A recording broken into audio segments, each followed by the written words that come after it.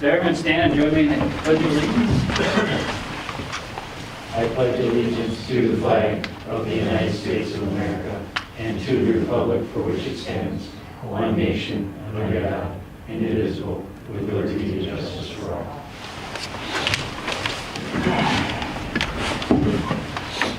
Okay, first thing is to approve the agenda. Does anyone have any questions, additions, changes to the existing agenda? I'll move it. Second. Okay, I got a motion by Rick Seiler, second by Bruce Wolf to approve the agenda as presented. If there's no other comments, all in favor say aye. Aye. Any opposition? Okay, passes 4-0. First thing, Mike, are you going to do an intro or are you going to let Jeremy? We'll let the Fire Chief Jeremy Tokowski come up and introduce the firemen that he has with him, and then I'll supplement where Jeremy is otherwise to the show. Thank you, guys. Tonight with us is Assistant Chief Steve Rinda, Committee Member Drew Kola, and Assistant Chief Kurt Novotny. As a committee, we've been doing research on this truck ever since we looked at the ladder truck as a truck to operate similar to. The committee members not present are Brandon Bush, Nick Smith, Andrew Charnstrom, and that would be it. With this truck, we started speccing this out approximately 2 years ago, and we're looking for a truck that could be multifunctional and carry us through 20 to 25 years. This truck will be able to haul more equipment, additional firefighter, have better lighting, better pump capacity, and another idea with this truck is when it comes time to replace a rescue truck, hopefully that won't be needed to be replaced due to getting a truck that can get a lot of rescue equipment in it. Right now our engines are set up for firefighting. With this new one, we're going to try to have it set up for auto extrication, firefighting, medicals, I know they're probably come across, hazmat. And in 2025, we'll be due for another truck, and this, the world is on board with this process of sharing these trucks. Get another truck similar to, so that when it comes time to replace a rescue truck, we won't have to get such a big truck, and if not, even get one at all. All depends on how the city grows. Another thing with the rescue truck, so if we get an example for this is an auto extrication. We get called out there, we take the rescue truck. Well, a rescue truck can't put out fires. So if the auto extrication turns into a car fire, now we're waiting for that second truck to come out. And that can be anywhere for a minute or two, depends on how guys respond to the station. So with this truck, is there a way to go through photos here, or? High tech. We'll go through, I think on your packet, it's page 4.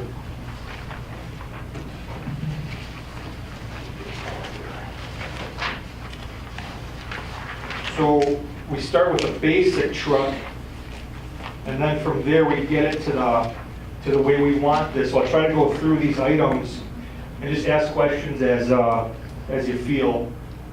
We'll kind of go to this one here.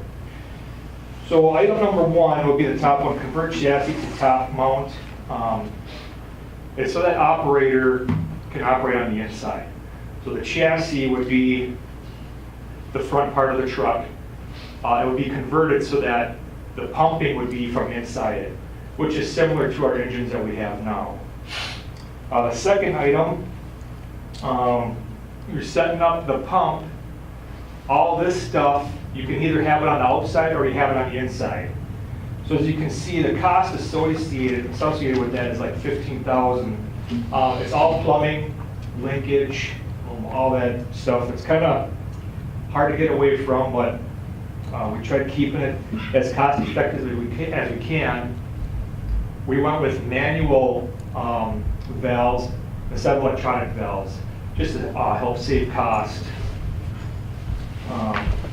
And number 3, we'll go to, so on the side of the truck, the stainless steel part there, and the stainless steel part in the middle, that's what they call the stainless steel with hinge doors. That would be very similar to our ladder truck. It's access to the pump panel. With water, you know, they get the hard water stains on them, so you want something that's rigid that can take that stuff. Any questions up to this point on? Okay. Upgrade 12-volt electrical package. This truck will not have a generator on it. We tried saving money with that, but we had to get the upgraded power package to run all the lights on it. Scene lights, running lights, and at the bottom of this, well, would be the add light tower is to run that too. So we don't need to put on a generator and a PTO, trying to make it more cost friendly. And we currently have 2 generators, one on a rescue truck, well 3, ladder truck, rescue truck, and our city engine. Add lettering and stripe upgrade. The H-GAC program has no lettering package. So this would be made to look to match the rest of our trucks. Loose equipment. If you look on the very front bumper of that truck, ours will hold extrication equipment and hose. The generic truck does not allow for any equipment to be stored up there. We currently have on our ladder truck, we have hydrant hose and a tack line hose on there. Added 120 volt power strips. The 2 edges were of the pump panel there, we added power there so we can have power to plug in a thermal imaging camera, air monitor, flashlights, any other items that we take with us into calls. We did increase the water size. This is really helpful on rural settings, or if it's hard to get to a hydrant. The more water you can carry with you initially, the better off you're going to be. You can attack a lot of fire with this, with 1,000 gallons versus 750. The rear intake, and below that was add rear intake, add front intake. This is so we can get water to the truck in any situation. If it comes with water from each side, well, you don't know where you're going to be, especially in a rural setting. You might be able to drive straight up to it, and you can't get around to the side of the truck. We added a foam system. The generic version does not come with a foam system. It's hard to fight a fuel fire without foam. Gotta have it. And then we added a light tower to this truck. If this is first on scene, or even second on scene, you can never have enough lights. So we added in a smaller light tower than what we currently have on a rescue truck, but that can run with this power package that we have with it. That's kind of it for the changes from where you saw on as a page in your guys' packet, the 77,000 upgrade, and then equipment. We're hoping to put extrication equipment on this truck. Multifunctional truck is what we're going for. Right now we have a bid at 32,000. We are getting another one. We didn't get it yet. Hose and nozzles, 10,000. That's with us using the stuff that passed our hose testing last year. So we're not replacing everything, just the stuff that's like, I think it's like 13, 14 years old. And then we're looking to get a fan just to ventilate a house, a smaller one. A saw, this saw is able to cut through shingles, all the stuff that a normal chainsaw couldn't. Just a regular partner saw? Well, it's a heavier duty saw. It's like for cut through shingles, and then, you know, you have those steel gussets in there. It's a really, like not a chainsaw, but a heavier duty saw. We call them partners. Okay. And then the miscellaneous fittings, or the extra 3,500, I have it listed as miscellaneous fittings. To put all the stuff to have a home for anything, it's kind of like hardware, for gas and stuff too. Get an air monitor out of that, and whatever else, you know, we think that we can get with it. If it's extra, you know, some of these tools to mount this stuff, it can add up quick. But we think we get what we need with that miscellaneous 3,500. The future, we're looking at getting a thermal imaging camera with this, but we're going to go for a grant. And then we, as a department, we already purchased rescue struts. They go with auto extrication to stabilize a vehicle, a windshield cutter, portable operated, battery operated lights, and a small Honda generator. So we are trying to help contribute to this purchase. Is there anything? I believe I covered everything. This truck will haul another person. It'll haul 5 people in the back, which gives us 2 attack teams and a hydrant guy.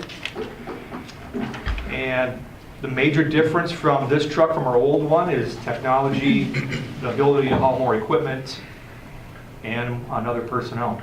And we're hoping to get 25 years out of this truck.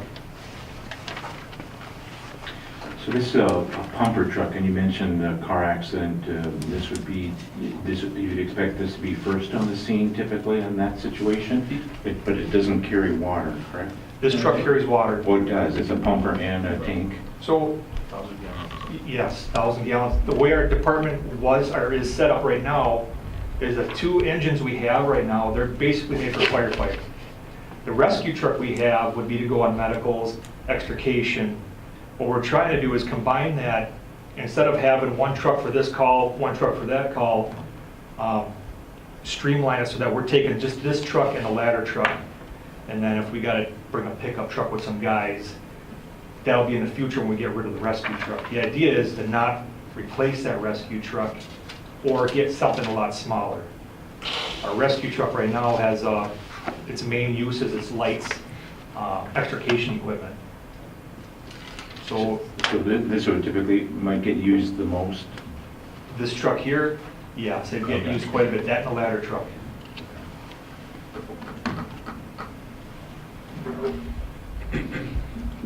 Any other questions on the Just equipment? one, I had my scanner on the other night, and their police were chasing a snowmobile. And he went up into the wooded area, and they deployed the fire department so that they could use their drone.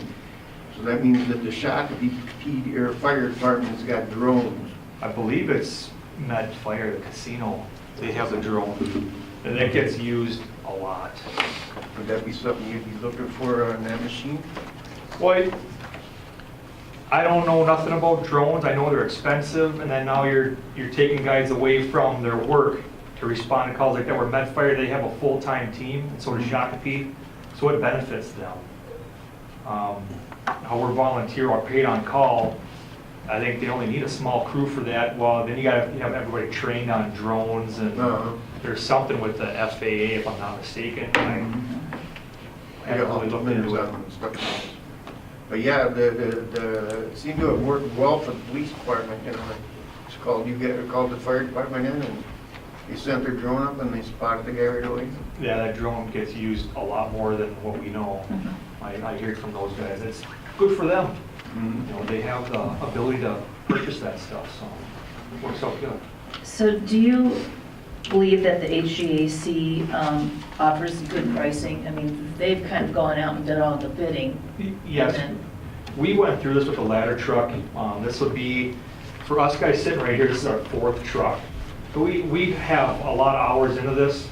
With this one here, we asked Mike, can we still use this H-GAC program? I can't even tell you how many hours it saved us. Meeting nights, meeting with different vendors. Custom Fire was willing to help us out when we needed a truck. So we already have our 2 engines right now and our ladder truck are from Custom. So we felt this is a good place to start. Surrounding communities have Custom Fire, like Lease Center just got one from there. Jordan's getting, I believe, their 2nd one from there. So we feel this is a good avenue to go down. Great, thank you. Any other questions or comments? Mike, do you want to kind of go over the arrangement or the conversation that we had with the Rural Fire Association? Well, basically, if you go back to when Mayor Nicolai first came on, and I'll put some minutes on the back part of it, is that it was the historical perspective of trying to work together and to purchase ladder trucks, pumper trucks, and that on a joint cost share, on a 50/50 cost sharing basis to try to hopefully eliminate when the opportunity presents itself any unnecessary fire vehicles. And you can hear from Jeremy's presentation of how they're trying to change that and hopefully save on the purchase price of what is now a rescue truck, and to incorporate that into the pumper trucks. But we met with the rural last week on Monday to go through the same information that Jeremy is providing you here this evening, and they reconfirmed with all of their membership that they're on board for contributing 50%. In the past, things were either known as a rural pumper or a city pumper or a joint vehicle, and so we tried to move towards the concept is that they're joint firefighting equipment, and that we're doing this to be as economical and as cost effective as we can. As you can see, the price tag on these little pieces of apparatus are no small dollar amounts, and so anytime we can save equipment monies, the better off we were. But they are on board and have confirmed 50% obligation and cost share on the purchase of the vehicle. You can see in my information to you that in conversation with the company, Custom Fire Apparatus Inc., is that if your action is a positive one to approve the purchase of this tonight with them, we're required to pay for the pumper or the truck chassis within 10 business days from the date that we place the order, and then the remainder is due upon the completion and delivery of the apparatus, which isn't anticipated. It was either January, February, or February, March, and I think under the contract it's February of next year. We were able to get in and save, at least with the timing, and this was another piece that Jeremy didn't touch, but we went over with the rural, is we were looking at likely a 4% increase in the price of the body of the vehicle, increase in some of the aluminum costs and that, and so we were able to, with the rural approving it and you approving it tonight, we can avoid those additional cost add-ons, as well as we're able to fit into a production slot that had been reserved for another political entity that hadn't made a decision, and so he has that tentatively reserved for us to try to hit the time frame that you're seeing. Is that there's so much activity right now, is that the delivery dates are significantly down the road, and so even with taking action tonight, we probably won't see this till about next February. And that's the year, actually, it was 2020 that we were planning to replace this truck on the CIP schedule originally. This is already all budgeted in, is that what you're saying? Well, it was on the schedule for next year. It was on the CIP schedule, subject to, if you remember, when we went through the budget preparations this last fall, when they did their inspections of the vehicles, they determined that the frame on the existing pumper was cracked and not serviceable or fixable, which necessitated moving forward with trying to bring this to both the rural and the city in a much quicker time frame, or basically almost a year ahead of schedule. I'll move to approve it if we're done talking. Mike, the $247,000 has to be paid in days, are we just going to make that payment, or? No, we'll split it. I've already been in conversation with the rural, so they'll Okay. give me 50%, but yeah, I've already made those arrangements and touch base there. Okay. Any other comments? If not, I got a motion by Rick Seiler to approve the purchase of this new fire engine, I'll second. and I got a second by Maggie Bass. If there's no other comments or questions? If not, all in favor say aye. Aye. Any opposition? Okay, passes 4-0. Thank you guys for your hard work on speccing this piece of equipment out. On behalf of the fire department, thank you guys. Appreciate it. Thank you guys for your service too. I appreciate it. Thanks. Okay, next on the agenda, we're very honored to have Michael Thompson from the Scott County Assessor's Office to kind of give us an update of what we can expect assessed values to go up or down or whatever for the year 2019. Welcome. Thank you. Good evening, Mr. Mayor and council members. Thank you very much for inviting me to talk about this very important topic. It's a timely topic because we're going to be sending out notices in about 2 weeks. And those notices are going to be alerting our taxpayers to their new assessed values that are going to impact taxes next year in 2020, but also their actual tax saving for this year that corresponds with the notice that was sent out about this time last year for evaluation and the November estimates. So to that, I'm going to talk a little bit about what we're seeing in the marketplace because those are the inputs that go into the changes that we actually make. So then I'm going to cover those. And then I'm also going to spend some time talking about what options the taxpayers have after they receive these notices. What actions can they take to review that information, make sure it's accurate, and it makes sense to them, and then if it doesn't, what actions they can take to challenge those property assessed values. I always like to start out with the timeline, kind of get our bearings of where we're at, because this is one cycle with a little bit of other cycles mixed in because they overlap so much. But when I'm talking today about the January 2nd, 2019 assessment, that is a value date as of January 2nd, 2019, based on sales that we looked at and analyzed that occurred between October of 17 through September of 18. So from today, we're actually going back about 1.5 years now to when our sales study actually started. And then we're going to be sending these notes, these tax statements and value notices out, as I mentioned, in about a couple of weeks. So we are actually at that red arrow with the X. That's where we're at in this basically 3-year timeline from start to finish. From the start of our sales study, October 17, to the time our taxpayers are paying their second half taxes next year, that's about a 3-year cycle for starters. So after we send these notices out, it'll kick off an appeals process, and I will get into that a little bit more later with some more detail, culminating with the County Board of Appeal in June. With that, I'm going to go into the market updates. So some of the key factors that we see impacting residential valuations: interest rates on the rise a little bit over this time period of sales that we looked at, but still historically low. So there's access to financing for a lot of people. Foreclosure filings are down again, and I got some information on that as well that I'm going to share. And then probably the biggest piece of the puzzle right now is the supply. On the supply and demand equation, the supply is very low, especially for certain property types. Digging into the interest rates a little bit, this is quite a history. It goes back pretty far, but it does illustrate the historical low that I mentioned.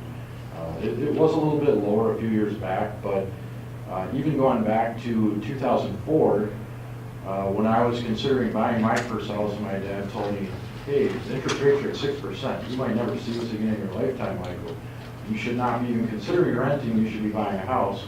I think looking back now, 15 years later roughly, I think he would be surprised right now if he saw that we're at 4.35, and that's up over the last 4 years. So kind of puts it in perspective. And then we zoom in a little bit on the last roughly 14 years here.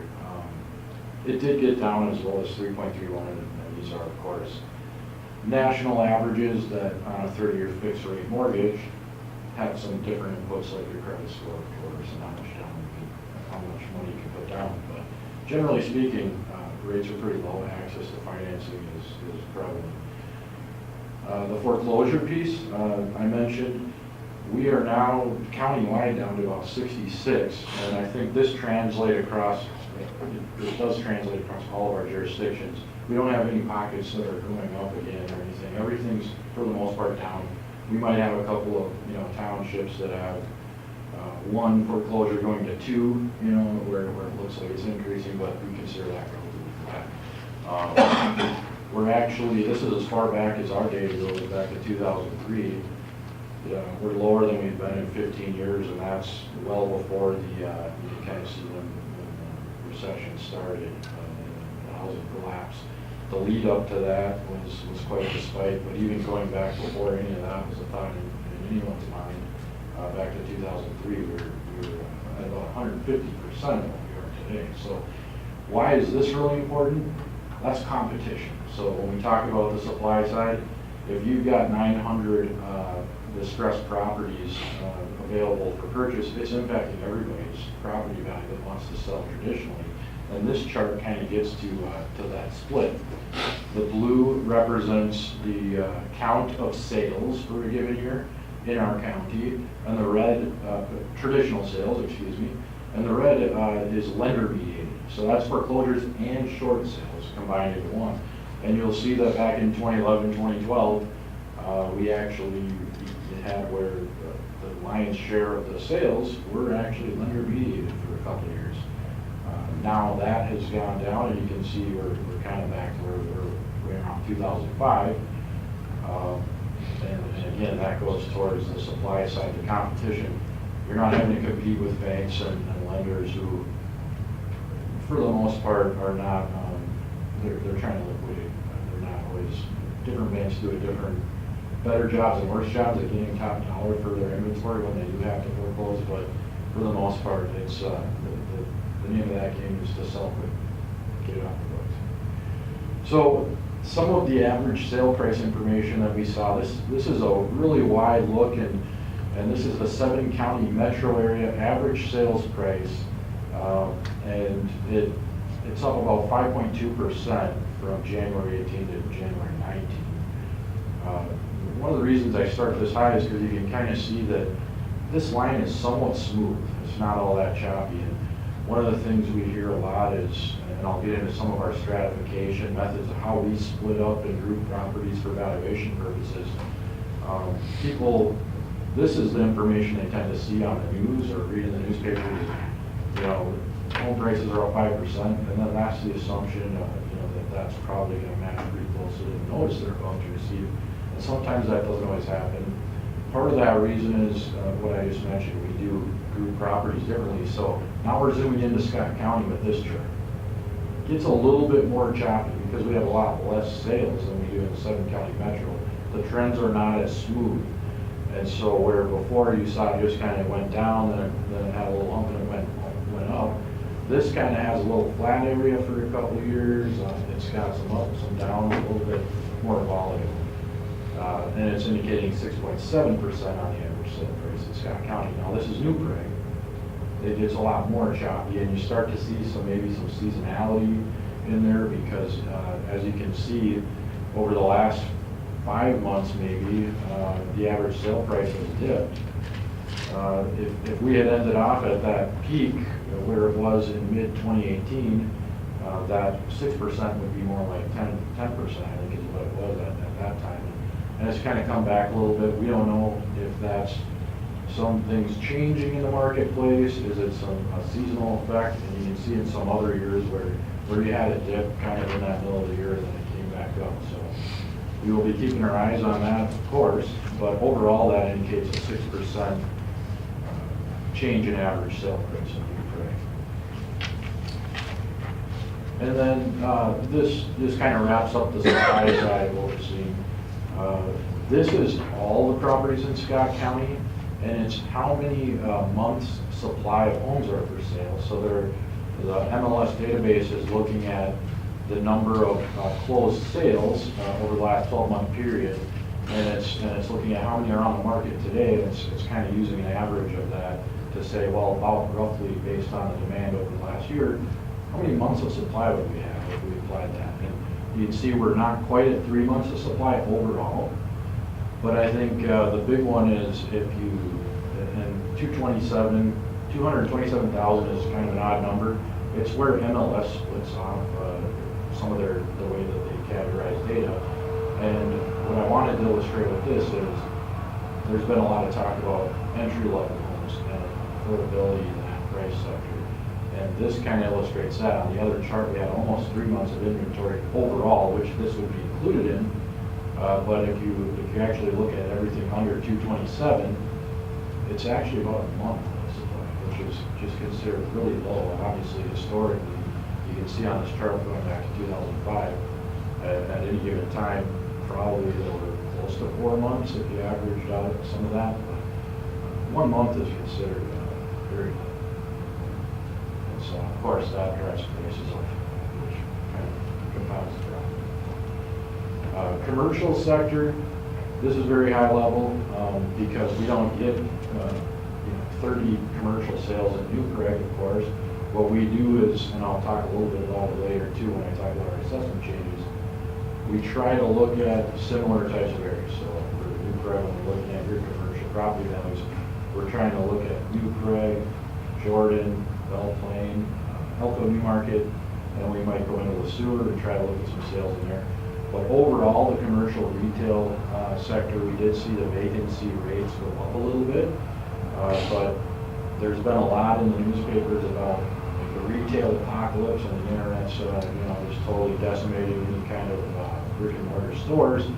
We don't see that. And we do have sales of commercial properties, and they're still selling for more than they had, 3 years ago.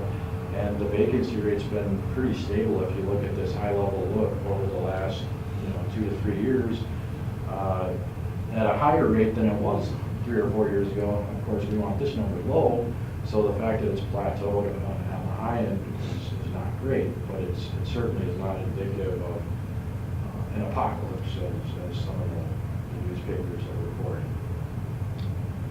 Industrial markets has been doing very well, particularly in Scott County. There's some notes here from Collier's, as there were on the previous screen. We're maintaining historically low vacancy on the industrial sector. Rental rates have been pretty steady, slight increases. And the Twin Cities saw 2.8 million square feet of new industrial space in 2018. And then if you look at kind of the three measures there, the rental rates, again, is kind of flat. Absorption is positive, so we're lowering that vacancy rate. We do see a lot of distribution centers, so when we talk about industrial, we're not just talking about manufacturing, we're talking about our warehouses and some of those buildings as well, which clearly there's a high demand for with some of the increase in retail sales. To make that happen, it takes a lot of warehouse boxes. Apartments, this is the kind of the big one. It's been, every time we get a sale over the last 3 years in our office, we're kind of scratching our heads wondering how it continues to raise the bar on these apartment sales as far as what they're selling for per unit. Shakopee, Prior Lake, Savage rents, looking at fourth quarter in 2017 to fourth quarter in 2018. One bedroom's up 14%, two bedrooms up almost 8%. And we have the lowest rate in the metro area, so those are two different data points. As I mentioned, the one up at the top is Shakopee, Prior Lake, Savage only. That's just because that's how the study splits it up. But if you look at the bottom chart, that's the entire county, and you can see that we're at 1.4% vacancy county-wide based on this survey, which is the lowest in the entire metro area, and overall monthly rent, which would include studios and bedrooms too, is around 1,100. So this is very positive. Of course, Minnesota has very low unemployment. Scott County has extremely low unemployment even within that bucket, and that's causing us to get some out-of-state investors coming in and purchasing some of our larger apartments. And then also in this bucket is our lower, smaller unit apartments. And so this is just an example of 3 4-plexes that sold over the last 3 years. And I think, to be totally fair, the bottom picture, the most recent sale, is probably a little bit higher quality finish than the other two. It has got the hip roof and a little bit of brick facade on the front. But for the most part, an investor coming in, these are very similar properties, and we're now seeing those sell for about 100,000 a unit, which we would have never guessed, 4 or 5 years ago. So with that, those are some of just kind of a really broad overlook of some of the inputs that we're seeing in the marketplace. I'm going to try to cruise through these assessment changes that we made based on that. So before I do that, I'm going to talk a little bit about our new construction. We're up about 21% value add countywide from where we were last year. And you can see that the residential and apartment sectors are contributing the bulk of that, and even offsetting some decline that we saw in commercial industrial business. I think part of that is less about the market and more about available inventory in some of our cities. So overall, a lot of value added here with 325 million countywide. This is where I get to the part where I say, gee, I really wish I was able to assess an entire city because I would have access to more data. And it's not that we don't share information, but the timing, especially right now, the assessment is so fresh, and we're trying to get this message out before notices hit mailboxes. I don't have the opportunity to aggregate valuation across the border, but this is what we saw on the Scott County side with new construction. And so that may be totally offset, and you may have positive new construction growth if we included the other side. I just don't have that information. So commercial industrial, mainly due to the quick trip, that redevelopment of that parcel over there. And then obviously new homes being built, quite a few new homes. So this is where I kind of tell you how the Department of Revenue oversees the reassessment every year. And what it comes down to is the median ratio is what we look at for the level of the assessment. And the Department of Revenue says your median ratio, when you compare, you make your assessments, then properties sell for 12 months, essentially. There's a little bit of issue with the timing, as I mentioned before. It's not a calendar year study, but we set values, then we compare them to the sales that come in over time. What level are you assessing? And the state statute says you should assess it at market value, 100% would be the translation there. But the Department of Revenue gives us a range of 90 to 105%. That's the median ratio. So a lot of people get confused that every sale that comes in, we look at it, if it's not between 90 and 105, then we raise it up or lower it to make sure that it is. This is actually all of your sales, and the middle one, this is what it's indicating, but it is a very good indicator where most of the sales are. They tend to be very close to that. There's other monuments for that. This is where we left off last year. And you'll notice here that pretty much all of these are between 93 and 97%. As a general kind of target, 95% is a good target, but we need some flexibility, and I'll talk about that with this next chart, as to how much and what degree we're going to change values, and then we're looking at the individual jurisdiction as well. So you can see for the red dot is now saying, okay, you left off at 95%, but when the sales came in over the next period of time, you're at 91% now, and that's for New Prague.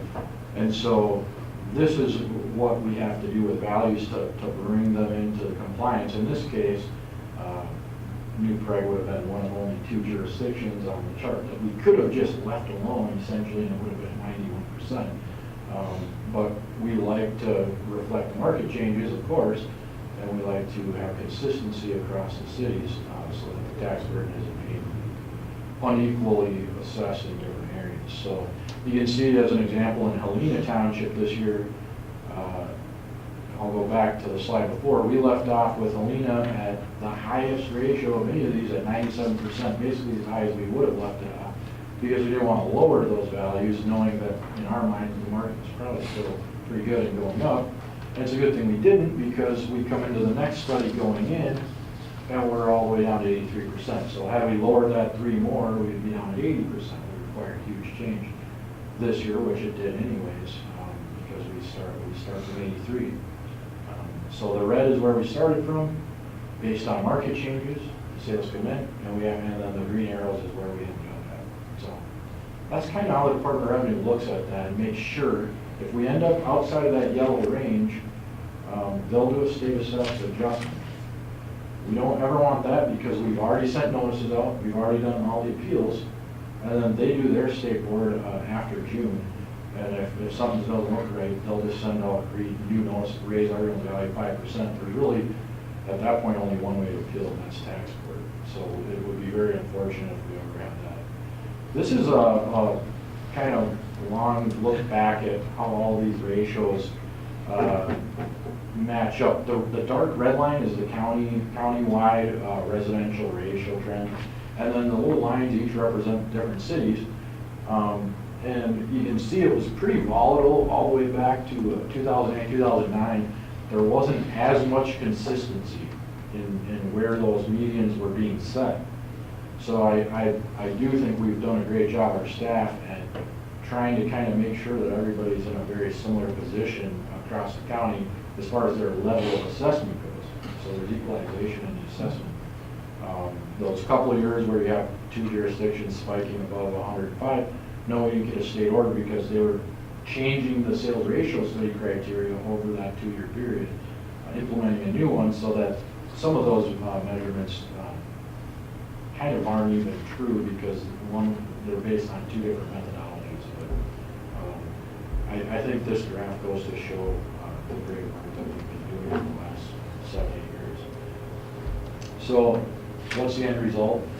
New Prague is up about 4.2%. So as I mentioned, we were at about 91% ratio, and we're bringing that up to kind of where we, in the 95% range, where we like the values all to kind of be around. But I think another takeaway from this is the countywide residential is up 5.3, and there's Helena up at 14%, which is just an anomaly.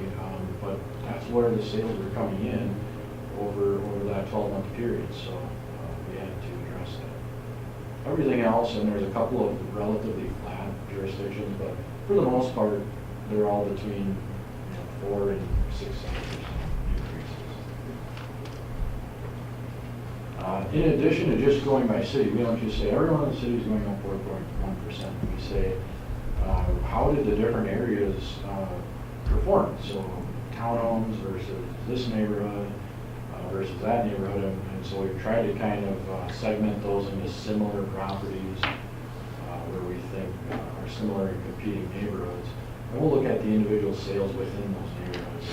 And so one neighborhood might have went up 1% this year, and another one might have went up 7% overall. And then even within those neighborhoods, you might have one house that's going up 5%, and the next door neighbor is going up 7%, and it could be because we were out at the house and on review, or it could just be that we ran some analysis on 2 stories versus split entries. What's the market preferring, and we're reacting to that. So we can't just set a value and then just increase 1% every year. We have to reanalyze every year what inputs are they changing, how they're impacting what people are buying, what they'll pay for certain things. So even within a neighborhood, there's some stratification now. I'll touch very briefly on anything green acres because there's not a whole lot within the city. Of course, you're surrounded, and so it's important to talk about. The Department of Revenue determines the green acre values, and most of our land that is eligible in Scott County is in the green acre program, which is deferring some of the valuation that they're taxed on for 3 years. Well, it gets deferred in perpetuity, but if it comes out of the program, it pays back the most recent 3 years of difference. So, New Prague, for residential development land, if there were like an 80-acre parcel within the city, we'd have it somewhere probably between 12 and 15,000 per acre. Right outside of the city, you're probably dropping down to 10, 9. If you're in a 1 per 40 area, because there's some split zoning down here, it might get down to that 7,200, which essentially is what the Department of Revenue is saying. They do their study. This is what true ag land it would sell for if there were absolutely no outside influence. And we're not talking about buy it and develop it today.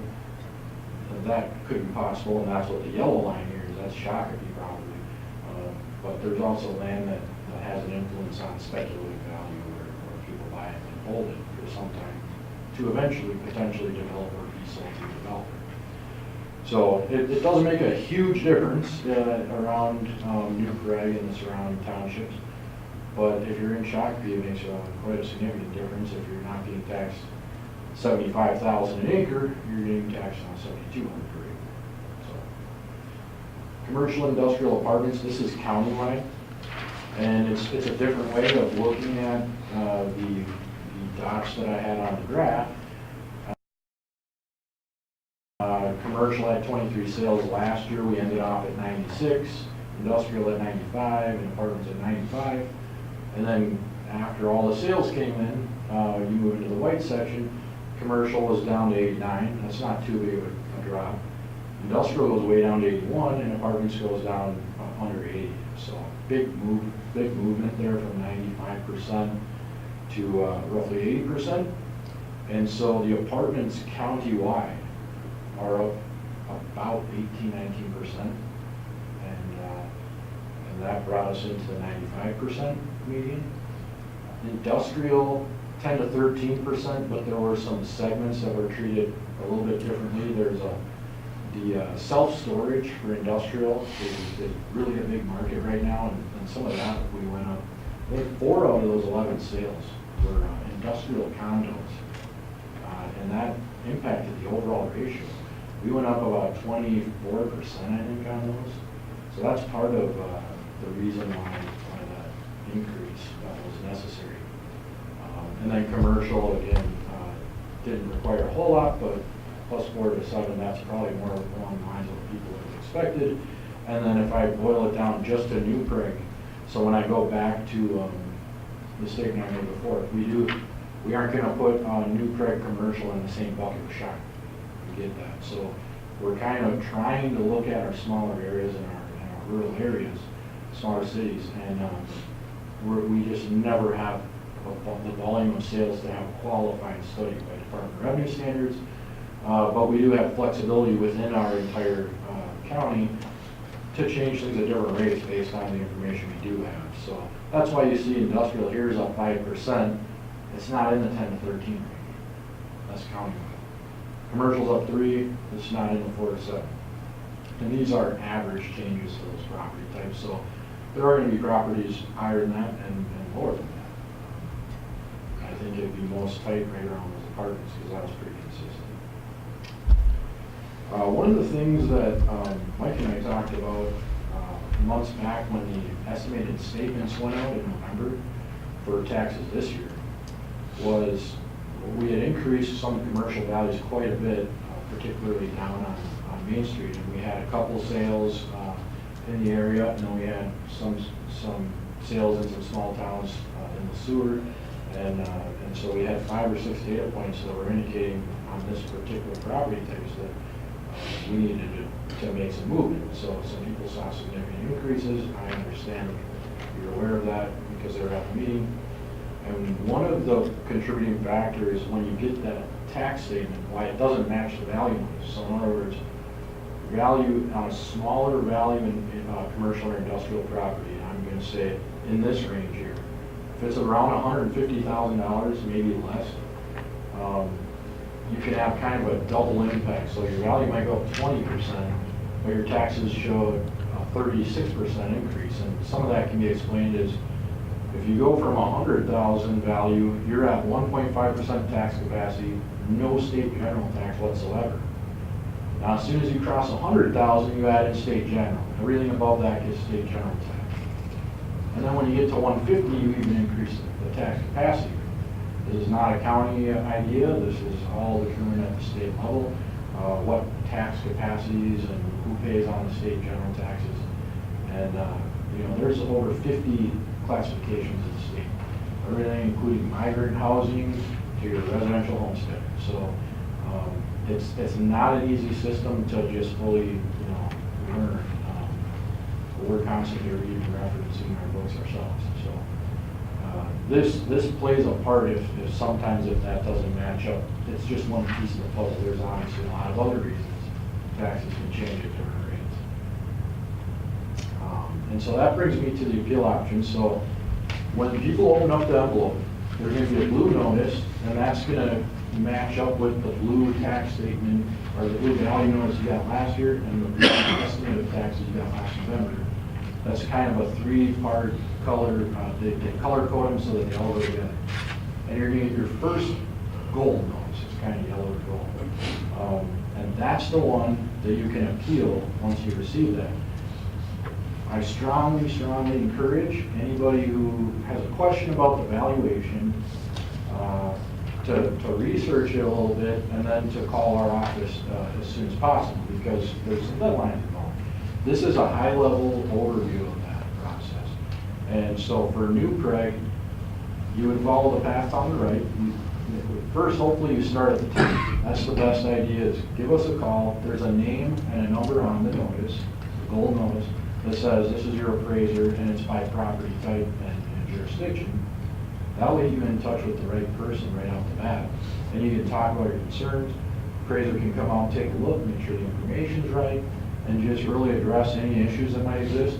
But then there has to be some options if that, if that is not, doesn't lead to the result of the taxpayer thinks it's fair, then they absolutely should follow the rest of the process, which essentially when you're in an open book format jurisdiction like New Prague, that open book meeting is right back in our office. So they'll come in, we can show them some information. A lot of people show up for that because it's during business hours, which is nice, and it's in our office and they can drop in. It's outside of business hours. We stay open late that night for people to come in and look at the records and talk. And then the option that's also available is the County Board of Appeal and Equalization.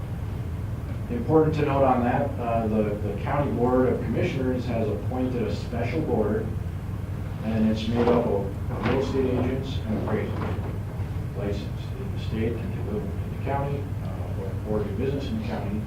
And so they're really, they're in tune with the marketplace.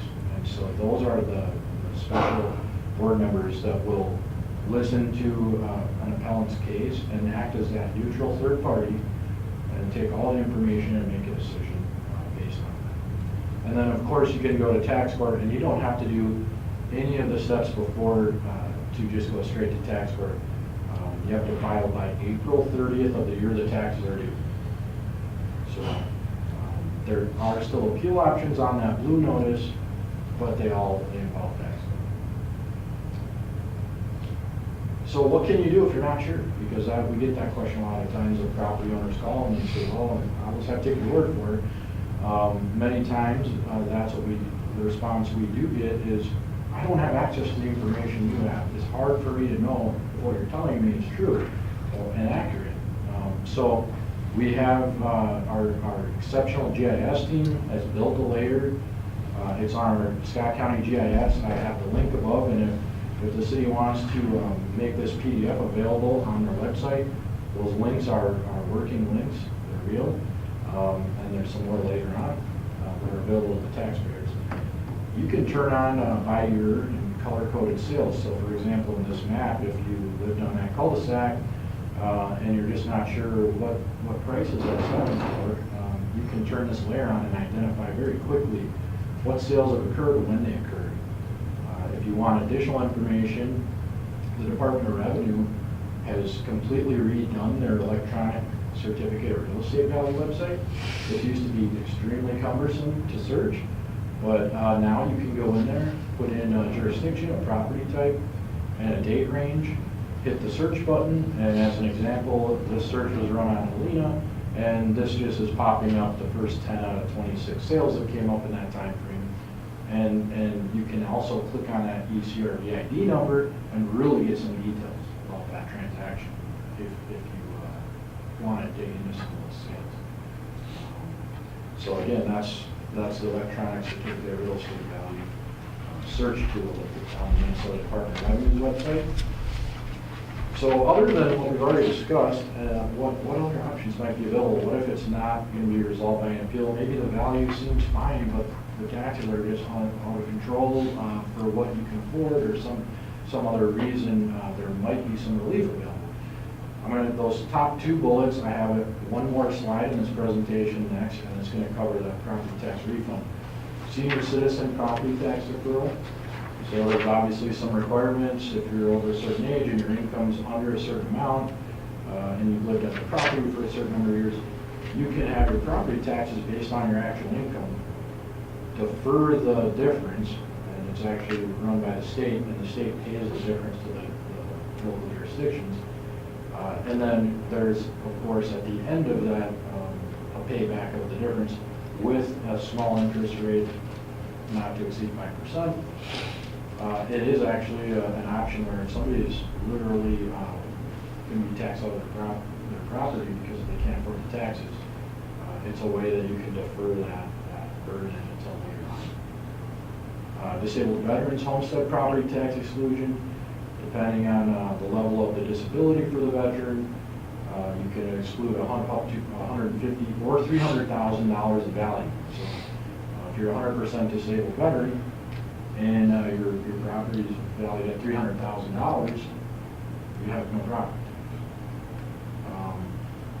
Land programs, I touched on green acres, rural preserve. You can defer some of that value, the difference in value that you're taxed on forever, or until such time the program changes, or you sell the property and pay back the most recent 3 years.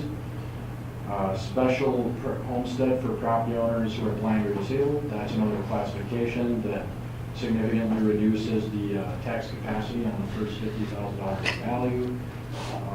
And then just understanding that appeals process and timeline that I already went over, that links you to an FAQ, a fact sheet on, hey, what do I need to do if I want to appeal, if I want to try to put forth a successful appeal, because I disagree with what the assessors came up with. Circling back to the refund, what I really want to point out, a lot of people are aware that there's a property tax refund, and a lot of people say, yeah, but I was over the income, so I don't qualify for it.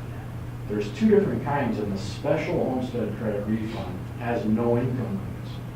And so the keys there are you owned the property and lived there, residential homestead, January of 18 and January of 19. In this case, your value went up, your tax went up by more than 12%. And it was at least a $100 increase. And it wasn't because you improved the property. So you didn't make any changes, there's no new construction on the notice, went up more than 12%. Now this is, we're focusing on that blue notice. So if you bring that blue notice out, you can't appeal it now, it's too late outside of tax court, you can't appeal it with our office. But you can potentially look at it and say, oh, I'm over 12%, I didn't make any changes, my increase was $400, looks like I'm probably eligible. You know, and start with the other one if your income, if you're within the income threshold, but otherwise check that one out. They have data and statistics on how frequently these get claimed based on eligibility, and it's very small. I mean, a lot of people are eligible and do not take advantage of that. So it's just one more thing we want to put on everyone's radar, and the top link there will get you to the information. So with that, hopefully that's helpful information, and I would just hope and ask anybody, any members of the public that might watch this online, if you have questions, please call that name and number on your notice right away. We don't want you to miss any deadlines, and then if you have any questions, I'd be more than happy to answer those, but I thank you again for inviting me out for your time tonight. All right. Mike, I have a couple of questions, if I could. Sure. When you talk about the residential ratios and you have to adjust for that, is it just all residential, or is it stratified or classified by the size of the house rating, or is it all residential? When you make that adjustment for that calculation and when you're looking at that number? So that's kind of a two-part answer.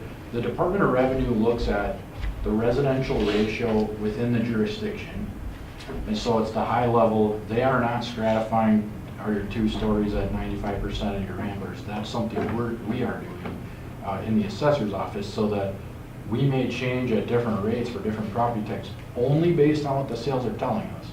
And then overall, whatever we do has to lift it up to that Department of Revenue requirement ratio. They do stratify within a jurisdiction of residential property for on water. So for Prior Lake, the lakeshore properties have their own median ratio. At Spring Lake, the same way. Of course, Cedar Lake, you've got 2 jurisdictions around it, so it's hard to get 6 sales, which is kind of their threshold on an individual half. And we've lobbied them to say, hey, well, can you please combine that, because it's really the same market. And they just can't do that at this time, so. So is it fair to say the rising tide is going to lift all the boats then? So in 2009, when we had a lot of the lower priced homes were just selling quickly and prices were going up at a faster rate, it increased all the residential properties in the New Prague evaluations. For the most part, yes, that's Okay. accurate. And then,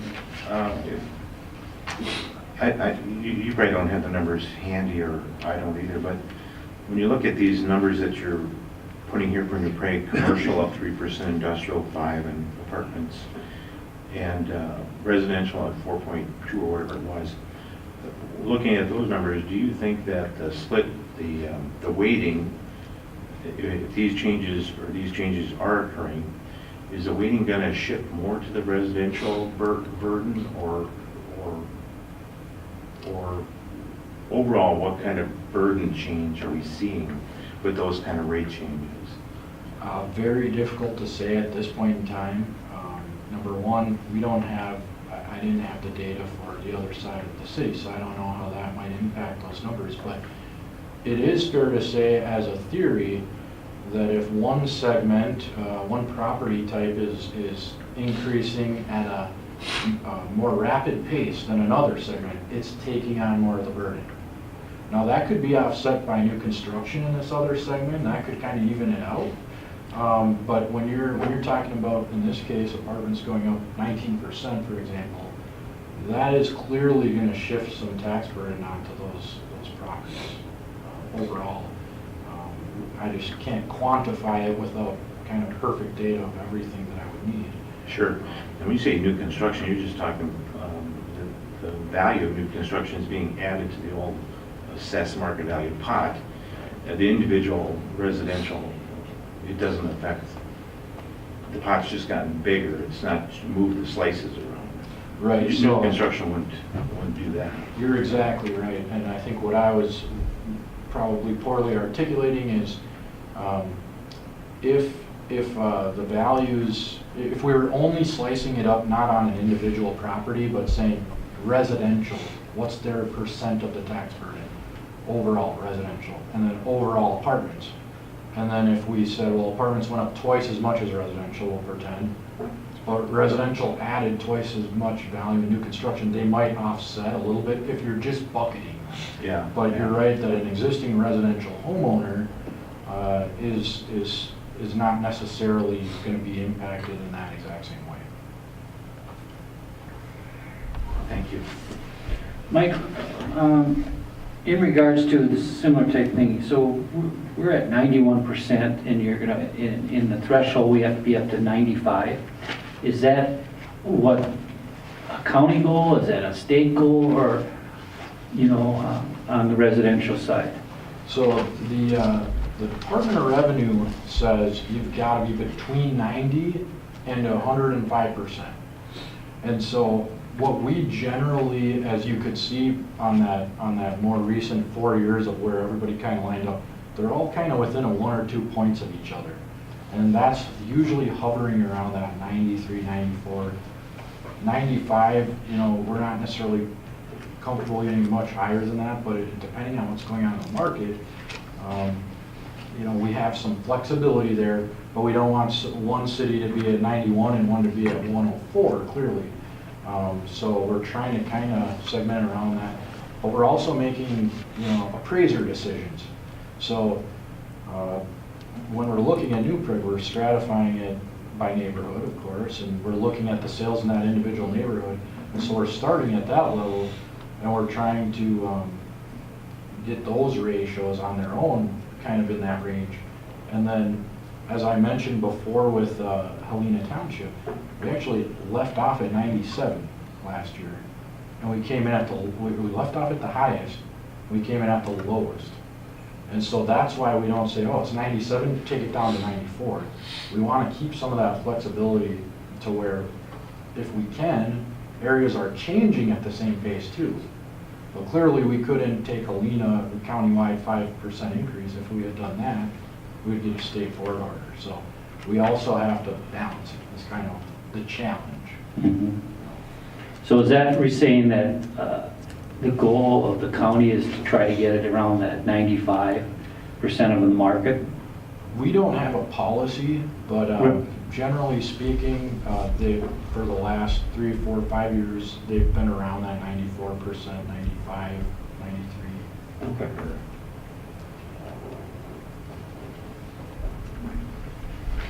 Oh, one other one. Commercial retail. I think you said in Scott County the vacancy is fairly low, but what kind of commercial rental? I understand different types of properties and all that, but generally, commercial rental rates, have you seen them stable or declining in this last time period?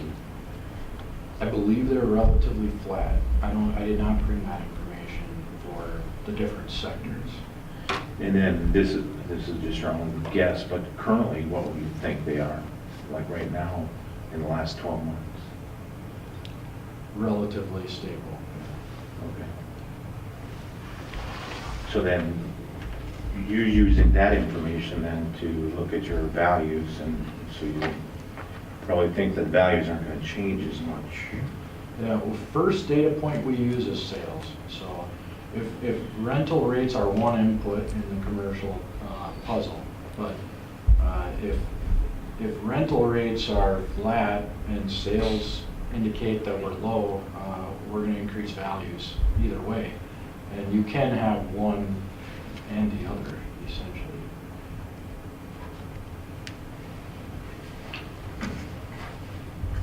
Okay. Thank you. Anyone else have any questions or comments? No, I don't. No, it was very informational. I appreciate it. Thank you very much. Okay. Yeah, thank you. Thank you, Michael. Appreciate the information. And we'll all remember to, when the notices come out, we'll all remember, make sure you guys call them and not us. That was weak. No, we're happy to talk and answer any questions. We appreciate that. All right. Thank you. Okay, Mike, I think you're going to take the next item. Yeah, we had a request to meet with our landowner that farms the 40 acres south of town, that being Lanesburg Farms LLC. We're in the current year of the third year of an agreement that we've had with them, and they're wanting to take a look at extending that so they can make some decisions on input of fertilization and other elements for farming purposes. Ken did some yeoman's work in checking for me what the surrounding land rentals have been last year and what we're seeing this year. We're in 2019 here. We're down, obviously the lowest of the last 3 years, and right about $250 per tillable acre for just under 39 tillable acres. The research indicated that number is coming down. We received a proposal from Mr. Sullivan that we countered, and in that's what you see in front of you tonight is a proposal for 3 years on renewing the farm lease at $215 per tillable acre, or just under about $8,400 per year. Ken did some checking for me, I did some independent checking, but as we take a look at it, indications are, looking beyond this year, is that rents are going down, and some of the larger firms I checked with that indicated that they were hoping to have rentals less than $200, so we try to check with the local bank and the USDA and U of M Extension, and then to try to get an understanding as well as the counties as well. So we have in front of you a proposal. We've had an ongoing rental relationship with Ralph and now Dan Sullivan, his son. Both of them are working together to continue the rental of this 40 acres that we have. We do have a provision that I mentioned in there, is that for any reason, should we have a reason to want to get out of this arrangement, we've got a 30-day provision in the termination clause that we can exercise that spells out the process of what would need to be done. The other piece that we have in this, and Glenn hasn't needed it yet this year, but we did once in the last 10 years that I've been involved in the rental, and that was where we had to haul snow out to this piece of property. When we reached that point, I don't remember what year it was we did that, Glenn. 2010. 2010. So we've not had to do that since, I don't believe, either. You're correct, we have not. Although our mountain out in the north end of town is reaching a fairly sizable limit right now, depending on what we have to take the rest of the year, that could come into play potentially. Could happen. But no, they are requesting and seeking the abilities to do a 3-year agreement. In the past, I think even on this one, is that they had come in and they prepaid the rent, and they can on all 3 years. So it's been a good workable arrangement, and we are not required and have not necessarily bid this out, but have tried to make sure that we're in touch and in tune with what we believe the current farm rates to be, and he does farmland around this, and so that's our recommendation. We're going to review with the city attorney, and he's approved the recommendation to you tonight. Anyone have any questions? Yeah, I do. Was that designated as our overflow snow spot for? It's contained within the lease that we can take it to this farm site if we need to. So I'm just wondering, if we sign this lease and if we, that answers my question. Yeah, we've had that provision in there the whole time we've had the working relationship with them, is that it's just a backup capability should we need to take snow somewhere else. Yeah. I want to be optimistic and say we're not going to need it this year, but We don't have to pay anything or do anything different for that. We just try to reserve that so we've got a place to take it. so it won't interrupt his planting or anything like that. No. Any other questions, comments? I'll move it. Okay. Motion by Rick Seiler, I'll second that, to approve the 3-year lease. So if there's no other comments, all in favor say aye. Aye. Any opposition? Okay, passes 4-0.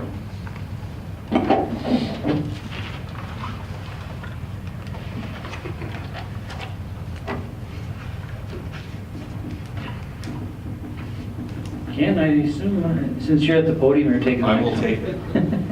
So, I think, Mr. Mayor, you've been contacted, and I know Mike has, and even among the planners group within Scott County have been contacted by the city of Prior Lake seeking support from councils in the county to adopt a resolution that would basically get our legislatures to consider a change in state law to consider authorization for infrastructure development fees. Now, I'll give a little background here on exactly what we charge and what some other cities charge and how this particular issue came to be. So, in state law right now, and we collect these fees like every other city, we have the ability to charge new development. So if you have a farm field that turns into a residential development or an industrial park, whatever it might be, to charge for sanitary sewer fees, storm sewer fees, water fees, and park fees to help pay for the infrastructure needed to service that development. These fees aren't always attributed to direct development fees within that development. So you might need to upsize a sewer pipe to get sewer capacity in that area. You might need park fees, probably a better example of, you might not need a park in that neighborhood, but they contribute to the park fee for the betterment of the community overall.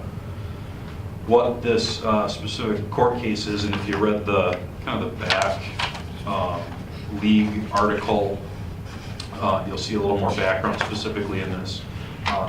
City of Woodbury versus Harstad development was that the Supreme Court ruled that those fees are fine. What is not fine, because the statute doesn't specifically allow for it, is a street infrastructure charge. So what Woodbury was doing in that case is they were saying, like, we have area charges for water. We have a per acre charge. If a developer develops 40 acres, they pay 20 or $26.50 an acre for the area charge for the water. Woodbury had a similar charge for streets, and that helped them citywide add, or they needed a roundabout at an intersection, likely within an area of the development that maybe isn't needed for a few years down the road. They would put that area charge for streets in a pot of money, and they would basically use that to pay for those improvements in the future. Not in the development itself, but close to that development and needed due to the new residents that live there. Well, the statute did not ever say that street fees were specifically allowed. Most cities have been charging these street fees and other development fees related to street improvements, and nobody questioned it before, and every other fee was noted in the statutes, just not for streets. So this has probably hit bigger cities harder than it has New Prague. Woodbury is one city that had per acre charge for general street improvements overall in the city. Prior Lake specifically has the fee, or had the fee, I should say, prior to the court case, that they would charge just a per acre development for street improvements. What we have done in New Prague historically, and we haven't done this for every single development, but any development of great size, for example, the Prague Estates neighborhood, everything from 10th Avenue over to, we'll just say, Chalupski and south the county of 29, those developments paid, and it was negotiated at the time of the development agreement, they paid what we called a traffic signal impact fee, because we felt at that time there was going to be a traffic signal at 10th Avenue, which there ended up being, and then traffic signal at Chalupski Avenue, and maybe even Alton. Well, as we know, we ended up with 2 roundabouts and a signal, but those developers all paid a fee up front to help offset a portion of those fees. I was not involved in all the negotiation on how those fees came to be, but in a nutshell, they could have been collected by the city as a per acre development fee throughout that development. That's just one example of that street fee being collected here in New Prague. We just hadn't had it as formalized and on a fee schedule with a specific per acreage like Woodbury or like Prior Lake was doing. So I think from the standpoint of looking for, Prior Lake looking for support for the statute to be amended to authorize these fees, I do believe it is a good idea. Really the downside of not having the ability to collect the fee specifically for streets would be the burden is put on the property owners as a whole throughout the city to pay for improvements that are really demanded by the new growth. And I think that's kind of the key thing and the key argument that cities are trying to make that are passing around.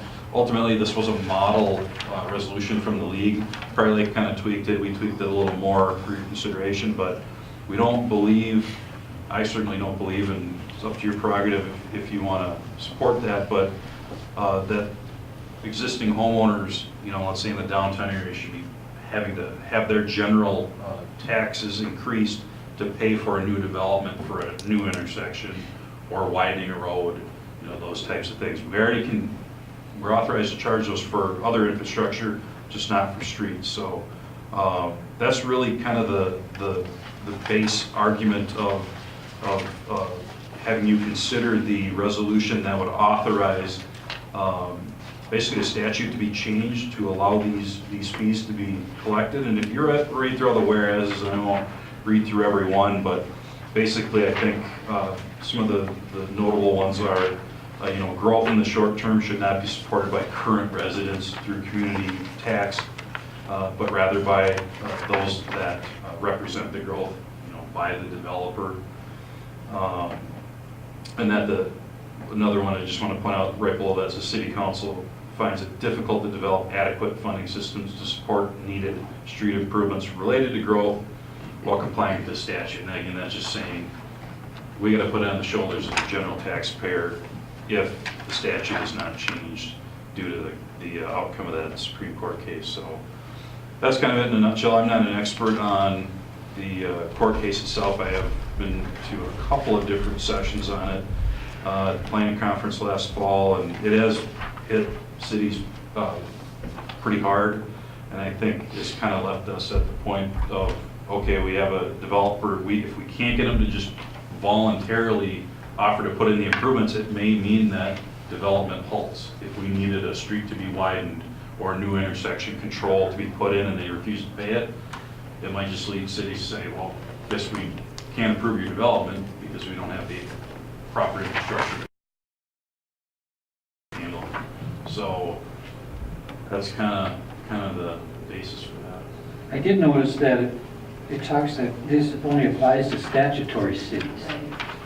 Now, how does that affect So us? obviously, we're a charter city. Right. So yes, do recognize that.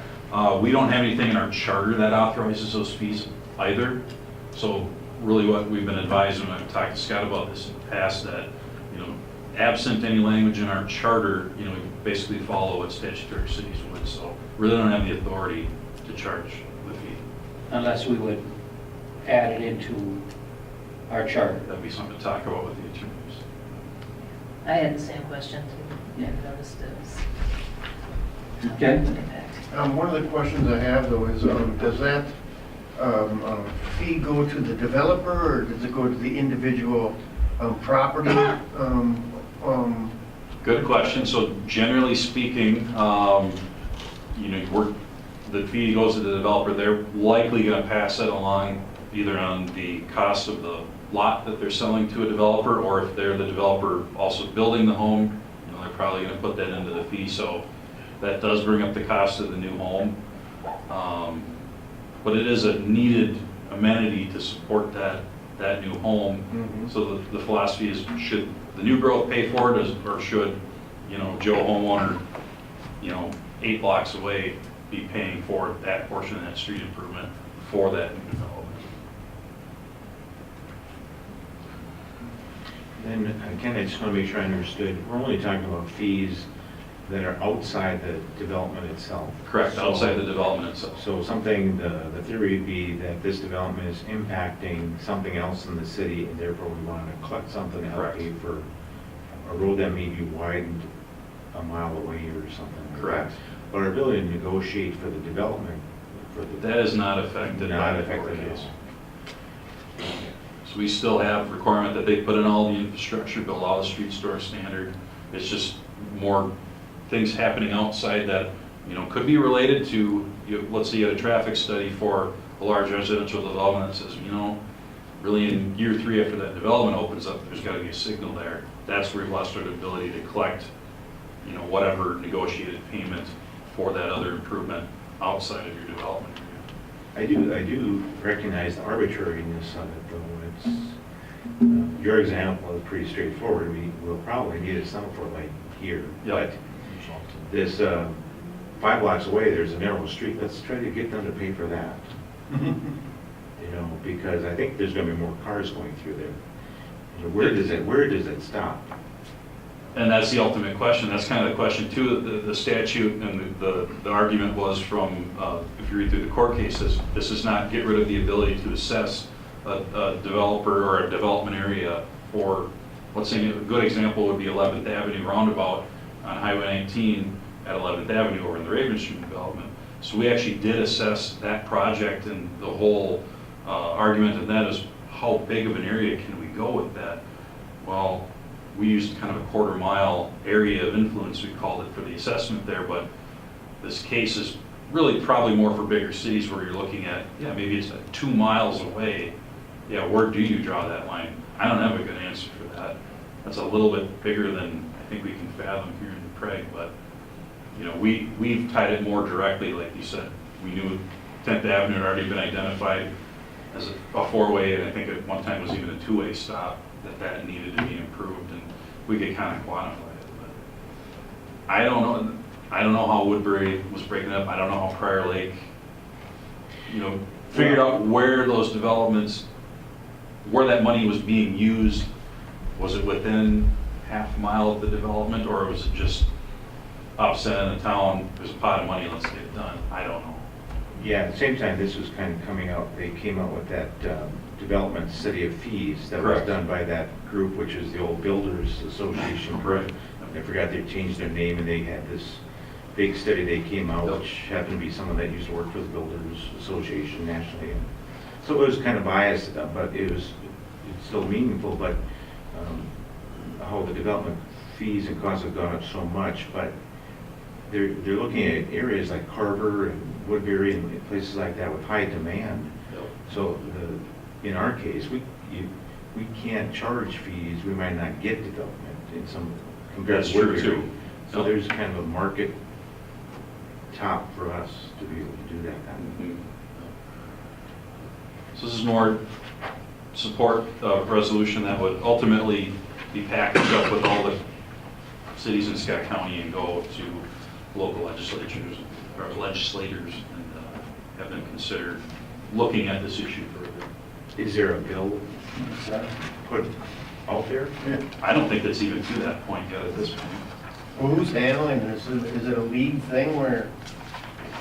Well, I think Prior Lake was spearheading it because it affects Yeah. them Yeah. directly. Well, it's in the scale Scale. of legislative items for 2019. The league is working on it. I don't think there is a specific bill. We talked about it, if you recall, at Gary Carlson and the staff touched on that a week and a half ago, or on the 21st of February, when we were up on this very issue. But I don't know that there's necessarily a specific bill that we can attribute this to, other than trying to look at this as a way to generate dollars to help pay for public improvements that are development driven for the benefit in a certain geographic area. Yeah. It doesn't seem like there is any bill put forth, because based on the email from the city of Prior Lake, it's a legislative priority for scale. So I think they're just trying to get some legs underneath of it. And just to clarify what you guys were just saying, is that we're a charter city, and that's not in the verbiage. So does that mean that we don't charge them fees right now? No, we do. We just don't have additional fees in our charter that our charter authorizes to be collected, including this one for streets. We don't have anything in our charter currently that allows that. League always does that. They say, if you're a charter city, you know, take a look at your charter, basically. But we don't have anything authorizing it specifically. Basically, what we're saying is we fully support you, Prior Lake. Good luck. In a nutshell. All right. It's saying that we also have funding needs as well, but Prior Lake is kind of the impetus pushing it, because they obviously have more street projects and improvements that they've been working on. You know, they've gone from a small city to a much larger city than us, but we could be in their shoes in a couple, 20 years as well. I would think that wouldn't this affect Shakopee? Shakopee has not said they won't support it, but they don't have, and we don't either, but they don't have just the per acre charge that they automatically charge everybody. So I think that's kind of the difference. Prior Lake was doing exactly what Woodbury was doing. I think ourselves, Shakopee, we're charging the fee, but we're looking at it on a more detailed scale. We're not necessarily reaching out halfway across town to pay for an improvement over there with your fees. So we're negotiating it up front. We've been negotiating, but this statute says you can't do that even anymore. Oh, They can just okay. say, nope, I'm not paying for it, it's not authorized by statute, and then you're at the choice of, okay, general taxpayers will cover it, or there's no development. Well, one that'll come in the future that very likely will be impacted by this whole thought process is future Alton Avenue and the connection from Main Street or Highway 19 all the way north up to County Road 15 for all of that development on the east side of town, as far as the widening and the improvements in that that'll be necessary beyond the street that would serve the adjacent properties. You're going to have a widened thoroughfare to provide traffic solutions on the east side of town. And so the question is going to be is that who or where or what kind of area are we going to have additional charges that are going to help pay for that to benefit all of that development on the east side and through that connection area. I do support the idea to give us the authority to do it like we're doing case by case and look at it from a reasonable standpoint, because you'll have a situation where the market has high demand and the developer, in a sense, is getting by cheap, and other taxpayers are helping support a big jump. So I'm kind of heard you say that you are looking at seeing if we would change our charter then to authorize it. I'm not saying that even at this point. I But think, don't you think we would need to? well, it depends if the statute doesn't get any traction in changing. I think maybe that is something we need to look into. I think we're hearing that there's not even a bill in place, so there's probably zero likelihood that anything's going to happen for a year. Could be for this, But we can change our ordinance in a few months, can't or the charter. We can change the charter, Right. yes. I would, I'm not we? I'm not either. attorney, so I would have to defer that to the attorney to answer that But if you question. have But any kind of land that's being developed, like, it becomes an issue right now. it could, Yes. definitely could. I don't think we have anything, major projects identified at this point that I would anticipate other than Alton Avenue.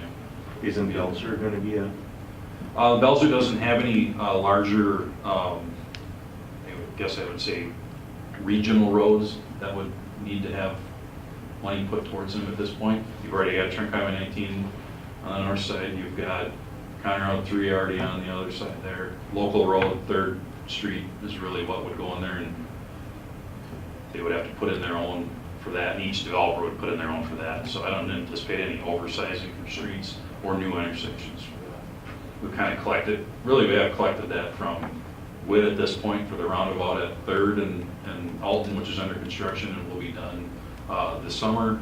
And then already for Trunk Highway 19, we already collected from WIT, Geigers and others in the other two, roundabout and signal at 10th and Chalupson.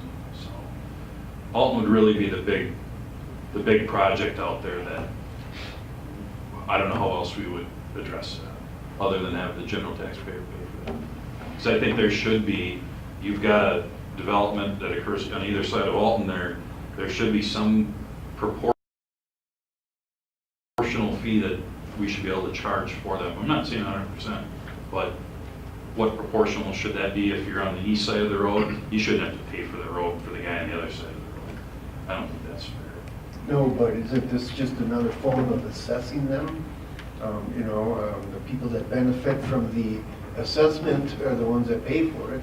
Yep, you could go the route of assessments as well, but then the question there is when you do the assessment project, and then how do you allot that, how far do you allot that out? It's the same negotiation ultimately. Even that quarter mile that you guys put on it, I mean, that's kind of unfair.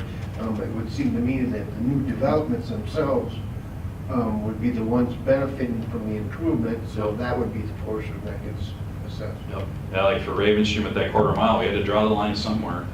So there's that next property that didn't have to pay into that. It's not a perfect solution at all. The Charter Commission will be meeting since we had to cancel a meeting due to inclement weather. So perhaps this is something that might be just good to discuss with the Charter Commission to see if there's anything there that they... And part of it is kind of waiting to see where the league on behalf of all cities is likely to go and what they think that they can get worked up and what they see within the framework of the legislature and whether they think they're going to be able to garner traction or whether it's going to be left up to individual cities to figure this out. But, I guess it just depends on how long you want to wait for all of that to happen. Things do move slowly. So, just to Bruce, to your your point, is it something good to come up for discussion? I'm assuming that I we think- can update you for your next meeting, your next charter meeting. You can get an idea from the league where. Yeah, and I imagine I can go out to the league's website and try to find some. Yeah, they're still information. trying to collect resolutions. Right, right. At this point. Right, but, When that thing came out, I talked to one of the league's lobbyists. They seemed more than willing to talk. yes, yeah, I remember when I had gone to the conference last year. So generally, our charter commission only meets once per year. We have to by statute. In this case, there was an item that we needed to discuss, so we had another meeting. So I just, again, maybe just to throw it out there, just to see if there's any interest in discussion. Do you guys ever call for a special meeting for a particular subject that comes up?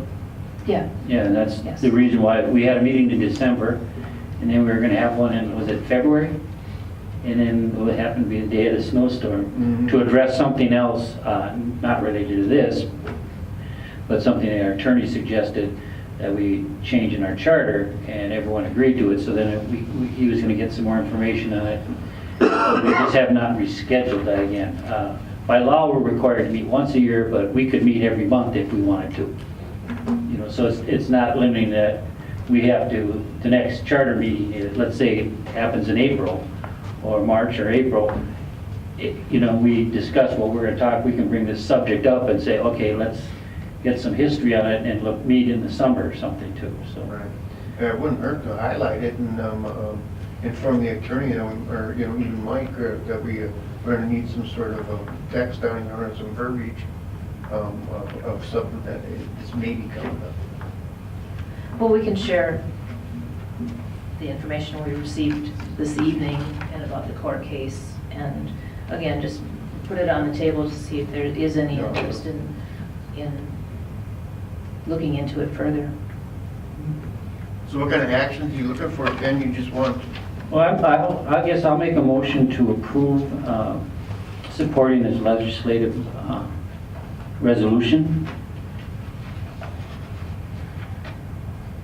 second? Okay, I got a second by Rick Seiler. Any other comments?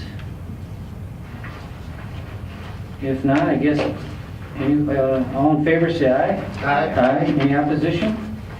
Okay, passes 4-0, and we'll get the resolution signed, and Thank you. I'm sure Mayor Hurt from Prior Lake will be very happy, because it is affecting them financially this year. Yeah, they've got pending development. but- Yes. Okay.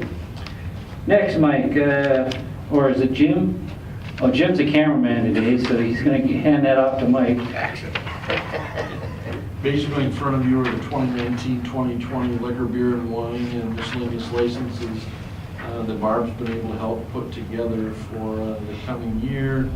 As it relates to those, all of the appropriate applications, insurance fees have been paid. There are no taxes, assessments, or other financial claims with the city that are delinquent or unpaid. So essentially, everything is in order. We've got 3 new licenses within this year. One is Quick Trip. One is, where are we The going? depot. The depot? Yep, and Checkers Sports Bar downtown. What is Quick Trip doing with a dance Dance. permit? They don't. I was wondering, are they going to have a dance in their parking lot, or Mike had pointed that out, and I thought I made the change. That's a mistake. what's it supposed to be? Under offset. Off sale. Oh, okay. That was a topic on, that was a topic on K-Check today. I said, he asked me if there's any fees that were unique, and I says, I don't know what Quick Trip is doing with the dance fee. I'm going to ask about it today. What is the purpose of the dance? I think, It was clerical. It's in the liquor ordinance, and I think it's kind of a relic, but it's in there. Because if any of these don't have the dance fee, you can't dance at their facilities. Used to be when you get out of jail, you get a saddle and a rifle. Next DWI. Okay. Well, that was the only one I had a question of, but now it makes a little bit more sense, so.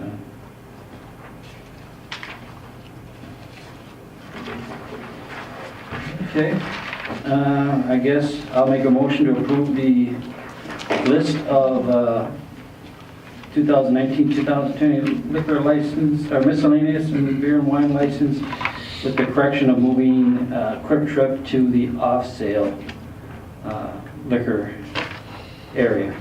I'll second.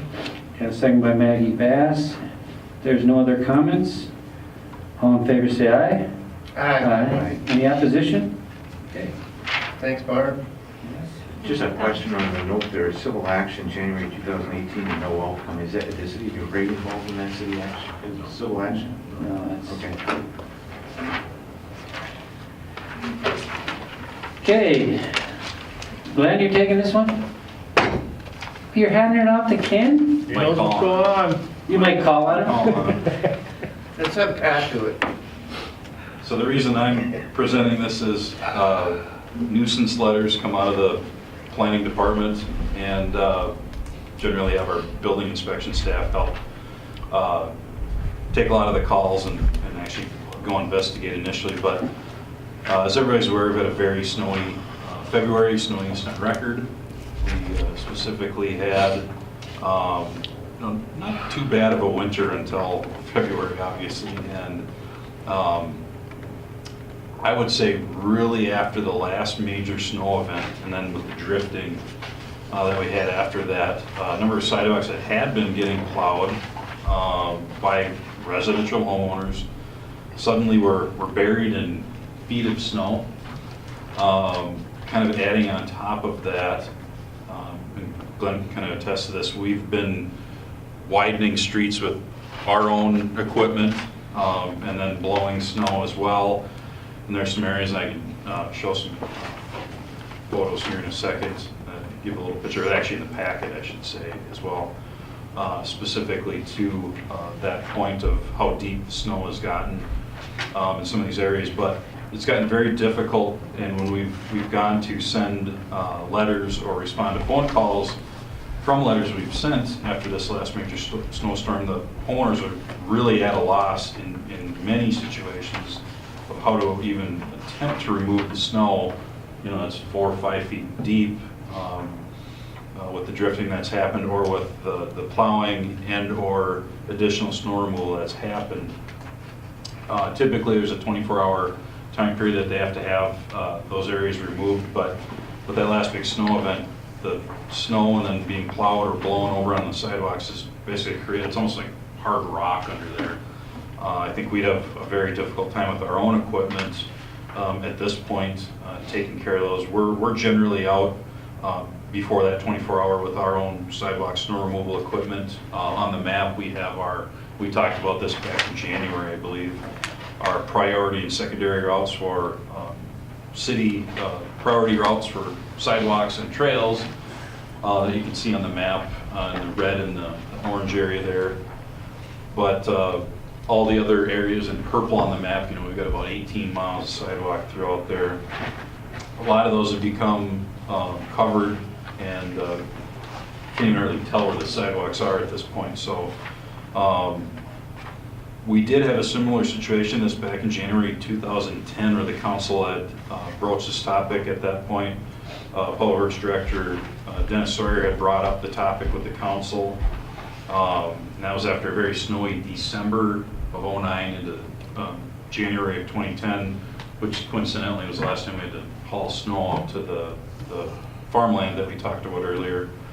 But I never saw an outcome in the minutes. I do believe, regardless of what the minutes showing, that we did lift our sidewalk snow removal ordinance for that season because of that same situation. It just got out of hand.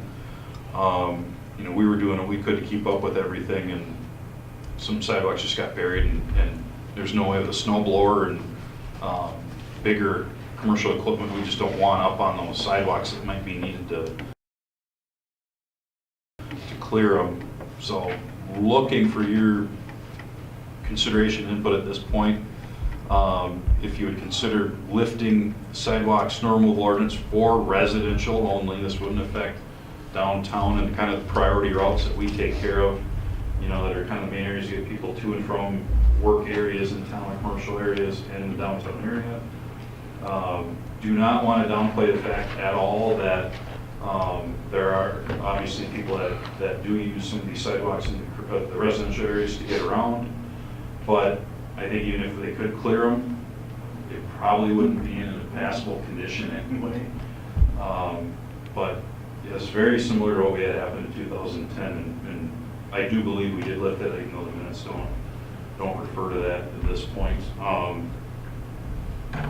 I think I actually forgot to load up the photos, but I'm going to see if I can find them real quick for you.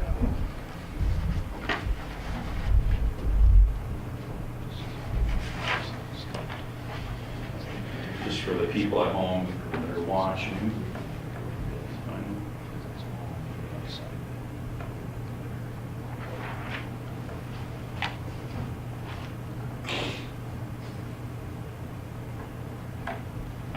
This is one of the sidewalks we had actually sent a letter on up on Kennedy Avenue and Raven Street. There's a sidewalk under here, believe it or not. We had widened the street out due to drifting out in that area. So this snow from our own blower in this case was right on top of that sidewalk. So There's not a residence there, is there? this home is actually it's a corner lot. You know, it's just a very deep backyard, and they were not happy to hear that they should be continuing to remove the snow off that after we piled our own snow from the street right on top of it. I'm sure there's people all over town. Yeah, there's a number of them out there. There's another good one here I want to show you. So this is one actually on First Avenue Southeast that has been maintained. You can see we've gone by on one side with our plow, and this was just a couple of homeowners that had been maintaining it, but I think this was at the time about 5 or 6 feet tall. I don't know how they exactly were continuing to get through there, but I think they were out there multiple times during the day. But then you go further down the block where the sidewalk moves adjacent to the road. People weren't able to keep up on that one. There's our actual, I don't know what that equipment's called, Glenn, just the street. Snow blower. That's what cleans Main Street. This is not to go on sidewalks, it's for the street for blowing. That's what's been clearing to the curb. And in that picture on Kennedy is what this blew right on top where the sidewalk was. Obviously, you couldn't even see the sidewalk there at that point from all the drifting. There's a sidewalk curbside right under here. I think this is maybe Central Avenue South or, yeah, probably Central Avenue South. But might as well 2 or 3 feet of snow there. There's a sidewalk underneath, believe it or not. And just some other pictures where we're kind of clearing corners and whatnot. So I know it's just something to bring up. Owners have been pushing back very hard on that, even if they've been trying to keep them open. It's just gotten to the point where it's become almost impossible for them to do that. And we would have to find, if they were not able to clear it by the ordinance, we would obviously find a crew to do that and charge them. And talking to people like Steve Renda and others that do snow removal, really have time to, in addition to their regular routes and driveways and things, to come out and do these extras, even if we asked them to. So I'm wondering if there's a mechanism that you can put in place where there's at a certain condition or point that it happens automatically. See, what's going to happen here is I'm going to vote yes on this because it's a good idea. And I'm going to have some friends come over and say, we have been snow blowing and shoveling this whole time because our friend is now the city councilman, and we didn't want to get in trouble. And now we're going to okay it, and they're going to go, why didn't you tell me that a week ago? Yeah, I understand. I don't know. So what about the people that have already? I don't know if there's anything else I can call. I don't know. This is only I've been here 15 years. It's only the second time we've broached the topic that I'm aware of during that time. I agree. I don't know, it was really that last event with the drifting and kind of the little warmer temperatures there on the front end, and then I don't know if there's a good triggering. I don't know that you could, Wait, right. I'm not sure that you could put a black or white We've gotten, anthem to what, it or 3 a... feet now? What's that? We've gotten 3 feet in February? Yeah, what was it that I just heard, 40 some inches, I Yeah, thought? over 3 feet. So why can't we just say that from now on, when we reach a 3-foot snowfall level Well- in a 30-day period, we're going to implement the, you don't have to worry about it, we'll take care of the street Well, and let the sidewalk go? I don't think it's just the 3 feet. I think the other conditions that we had the rain, and then the base got frozen, and then the thing and the slush and all that stuff.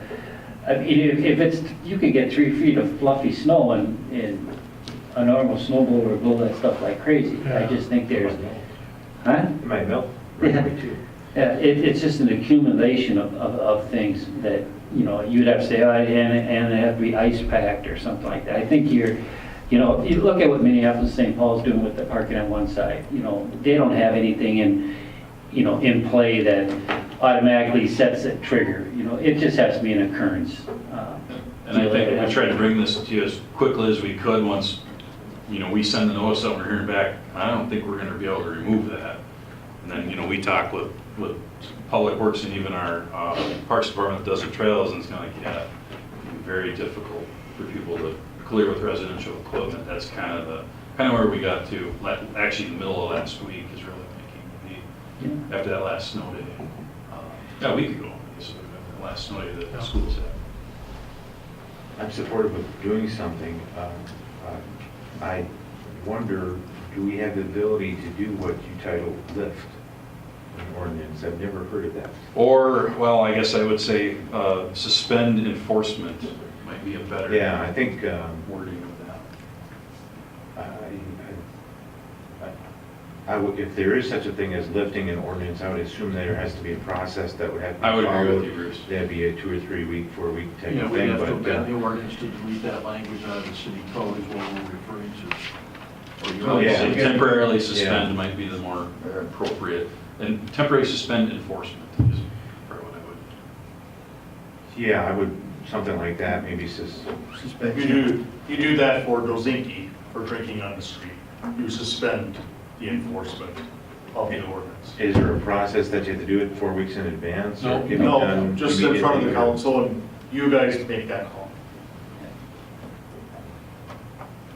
So you want me to make a motion to temporarily suspend the snow removal from the sidewalks? Suspend enforcement. In residential areas only. In residential areas only. Okay, I got a motion by Rick Seiler. I will second that. If there's any other comments or statements? All in favor, say aye. Aye. Any opposition? Okay. We're at the consent agenda. Does anyone have any questions, any issues, and any items in the consent agenda?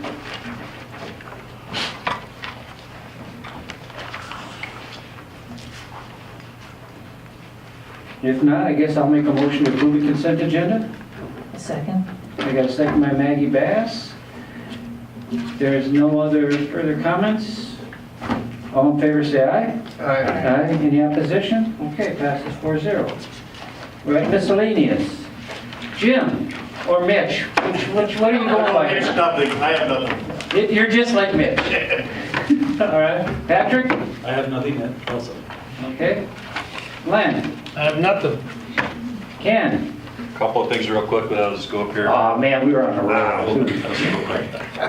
Number one, rental registration dwelling workshop will have next Monday, again at 5:30. I know you'll be getting contacted if you haven't already by some landlords. We will have packets, hoping to have those done Wednesday this week, might be latest on Thursday, but we'll get them out to you Thursday, probably at the latest for that. We'll have background information on there of kind of the rationale that staff has got behind it, and then obviously all the way through other cities that enforce rental code, on through. So we'll have a good discussion. We're not looking to adopt anything. I want to make that very clear. We're not looking to adopt anything at the workshop, but just introduce it, gather your input, see what direction we take it at this point. Number 2, citywide cleanup is fast approaching. Mike and I had met with Lakers Sanitation last week. They had some concerns about a pretty sizable increase in the amount of tonnage and collected refuse that they're getting over the years. It's really, really ramped up. So they're basically coming to us to look for wholesale changes to the program, and we have to print this brochure this week. And their costs are escalating, and the amount of refuse is just getting to be a lot. They actually had noted in the flyer, we said your cleanup day is on a Thursday, and they actually indicated they had been starting earlier in the week on the pickup. So we were splitting up Lanesburg County for the first weekday, which turned into a week for them almost, and then Scott County the latter week. We talked I think a little over an hour with Rob Hennis, just kind of taking over for Dick and Sue at Lakers on kind of how to better manage that. And without the wholesale change, they were trying to get away from the curbside collection, which I think that's a big change, and we would want to talk to you more about that if that's some action we wanted to take. But in the interim, what we're looking at, I think this might be a good way to take it, is that push everything to just a 1-week collection, and your items will be picked up at your curb with your normal trash on your day of trash collection. So they would have a couple extra trucks and extra staff out to collect not only normal trash in that pickup day, but then the typical citywide cleanup items. So I think that was number 1. We talked with Mr. Hennis about making a change there. So obviously that is a change from 2-week thing. So you see on the flyer, I'm going to try to put on there this draft that new this year. Cleanup days is 1 week only, and then we detail in there it's on your pickup day, but every resident's going to have their items picked up that week. We also talked with Mr. Hennis, and it's not going to be easy to enforce necessarily, but they've been finding, and I believe this to be true, a lot of people were having relatives and friends bring things in from outside city limits and just fill their front yard with the items, which never the intent of the program to take anything other than our own residential trash. So made note in here to try to limit that to an 8-foot by 8-foot by 4-foot tall pile. City of Carver had done that a couple of years ago on their program as well. So it's just an idea to try to get people to picture, what they should be trying to limit that to. And those are really the changes we talked about. It may lead to more discussion with the council throughout the year, but we didn't feel it was appropriate with very little warning to make a wholesale change and get rid of curbside collection. And if the council was aware or not, the $5.50 base charge that you pay in your utility bill as a city resident every month, that pays for a number of different things, recycling, pays for the hauling of the trash in the city limits, pays for citywide cleanup, and it pays for Christmas tree collection every year. How that's broken up by Lakers, we don't know the details of that, but that money is remitted, that $5.50 base fee is remitted to Lakers minus some administrative fees that we make to pay for that event. So we didn't feel it was the right time to pull that curbside collection away without further discussion, maybe changes to that fee, whatever it might be. But felt these were maybe some good changes to continue the curbside collection, still have everybody picked up as normal, and I think actually it would be a good thing to shrink the 2 weeks of pandemonium out there with the collectors that come into town as well. Shrink that up into a 1-week time period. Still offer the same service in the end. So I don't know if you have any insight or feedback on that, but Well, I'm a little really bit of tweaking, but I'm really surprised to hear you say that the tonnage has gone up. a lot. I mean, when this first came out, the first 4 or 5 years, there's just piles and piles of stuff. They did not, so I'm referring back to, I forget what the date of the stats Rob had given us. Last 5 years. Yeah, about last 5 years, I think it went from about 30 tons to nearly 100 tons over a 5-year time period. But he did make note that when the program initially went into effect, it was mountains of Yeah. things in people's front yards. And that was why the program started. Correct. For that So it had purpose. kind of gone down a But little. now, there's a lot of neighborhoods where you don't see much of anything put out there. So there's got to be a lot of, whatever you call that, leakage that's Yes. going on there that's really substantial, which is really unfortunate, because there's no way the tonnage should be going up. It had just significantly been, and then, Because they're taking less stuff too. The first 5 years, you could throw anything out there. right, they're Now only it's taking really things limited. that could be sent to the municipal solid waste facility, and their costs are increasing there as well, so that's obviously why they're concerned about it. Their costs are rising, but, we only collect so much for that base fee, so how they do the program, that I think needs to lead into a much bigger discussion. So this 550 is per month? Per month, per utility account. So the tonnage has gone up, the fee has not gone up, and so you're saying that Lakers has been eating the cost? That's what they're telling us. But to pull the curbside collection away, there was no offer of reducing the fee. So for like over $60 a year, they take my tree, I don't put any garbage out. What else do I get for that? The recycling Recycling. is probably the biggest part of it. No matter how much recycling you do or don't do. Correct. Whether you have the container or you buy the bag, or the recycling's not for bags, I guess. No. Right. Yep. So I think we could be having a lot more discussion on garbage in general in the future here, but I think there's enough time to start getting into that with these flyers going out shortly. I think shortening it to a week is probably a good idea. I know last year, I kind of watched, there was people that would be pulling up 2 other people's garbage, and picking through and making a mess out of it. And the longer it was there, the more it grew. And so that's probably a good idea. That might limit your tonnage right there. A lot of traffic during that time period. No, I don't. Yes. So if the tonnage is going up, does that mean the stuff that's being put on the curbside isn't good enough for the collectors to Yeah, come into town and, obviously. Or the people coming to town leaving stuff on people. Scrap metal prices are down, Yep. so there's less of that getting picked up. That could be contributing to that. And I guess they've gone down even more for 2019. So they expect tonnage to go up even more. Yeah, well, I do definitely like the idea of a 1-week deal, and I also like the idea of the size, saying, if it's a 8-foot by 4-foot area, obviously they're not gonna be out there with a ruler or tape measure, but all of a sudden if they come to a place and they got 5 couches Yeah, and exactly. this and this, it's like, well, we're only picking one of them up, you guys gotta figure out how to do the other ones. Yep, and they do leave informational flyers for people that leave things out that aren't able to be picked up.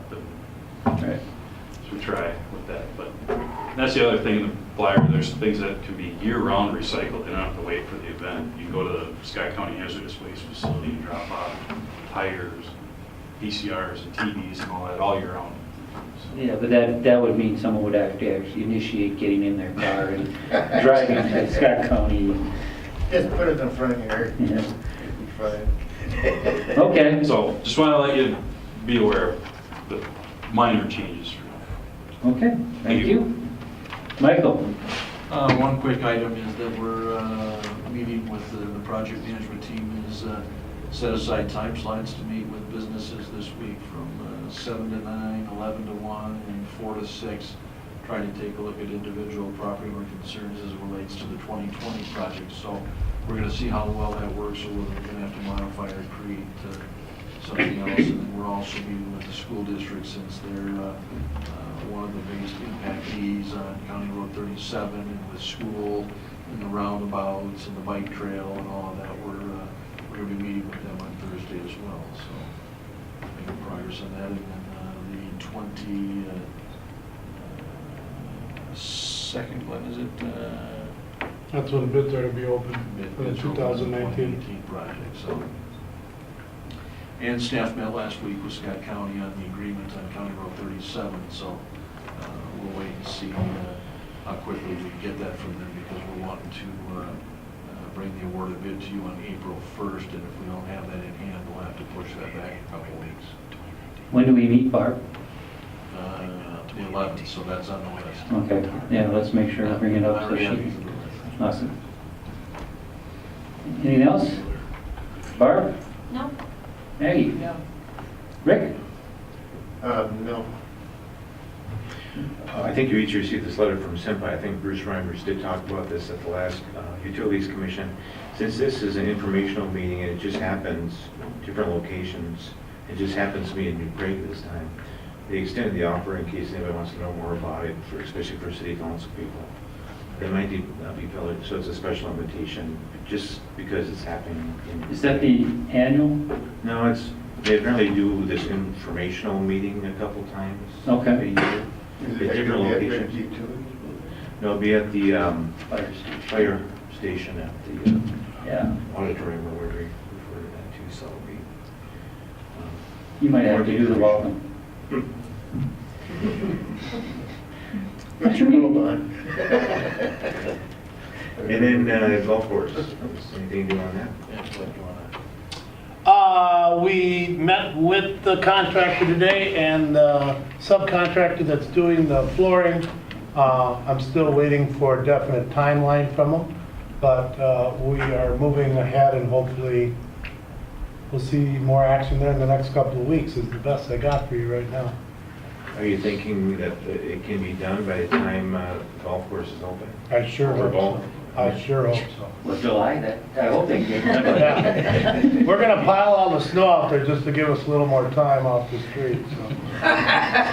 When's it? It can only be like this much. 4x8. I think the earliest that I recall was end of March, like the 23rd or something of March has been the earliest that I recall.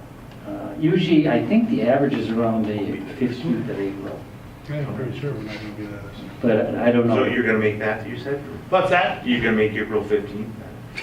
Yeah, Okay. I hope so. Okay, is anything else? I don't have anything, so I guess I'll make a motion to adjourn. Second? We'll go with the second with Maggie, and there's no other comments. All in favor, say aye. Aye. Aye. Any opposition? Okay, we're out of here, everyone. Thank you very much.